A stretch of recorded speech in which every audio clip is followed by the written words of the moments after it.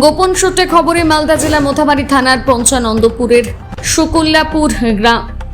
শকুল্লাপুর এলাকা থেকে ডলফিনের তেল সহ দুজনকে গ্রেপ্তার করে কালিয়াচক এবং মালদার বন দপ্তরের আধিকারিকরা। বুধবার সকালে গোপন সূত্রে খবরে বন দপ্তরের লোকজন পৌঁছল শকুল্লাপুর। সেখানে এক বাড়ি থেকে 3 জারের মতন বিলুপ্ত প্রায় নিষিদ্ধ জলজ প্রাণী ডলফিনের তেল উদ্ধার করে। সঙ্গে দুজনকে গ্রেপ্তার করে বন দপ্তর। জানা তেল মাছের চার হিসেবে ব্যবহার হয় এবং অনেক সময় ব্যথার কাজেও লাগে, এমনটাই দাবি তাদের। গ্রেপ্তার করা দুজনকে নিয়ে আসা হয় কানিমোর ফরেস্ট রেঞ্জ অফিসে।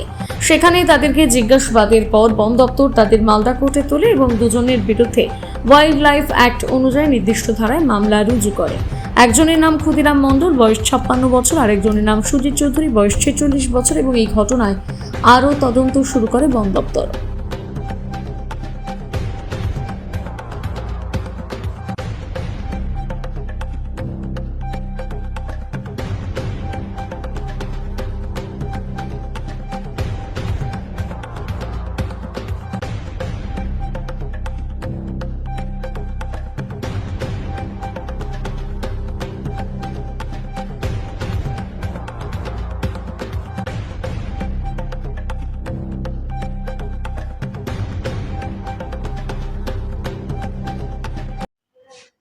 আজকে সকালবেলা আমরা গোপন সূত্রে খবর পাই।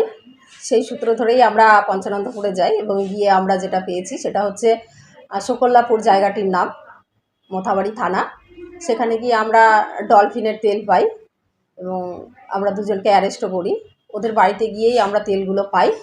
তো আমরা 3টা কন্টেনারে ওদের তেলগুলো পাওয়া গেছে। একজনের নাম হচ্ছে সুজিত চৌধুরী, আর একজনের নাম হচ্ছে ক্ষুদিরাম চৌধুরী মণ্ডল, সরি। তো ওনাদের দুজনকেই তুলে নিয়ে আসা হয়েছে।